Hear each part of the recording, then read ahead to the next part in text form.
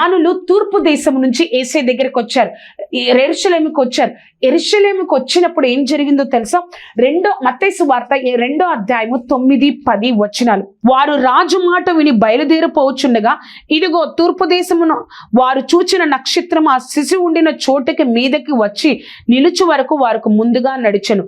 వారు ఆ నక్షత్రము చూచి అత్యానంద భరితులై ఇంటిలోనికి వచ్చి తల్లి అయిన మరియను ఆ శిశువును చూచి సాగిలపడి ఆయనను పూజించి తమ పెట్టెలు విప్పి బంగారమును సాంబ్రాణి బోలములను ఆయనకు కానుకలుగా సమర్పించిరి.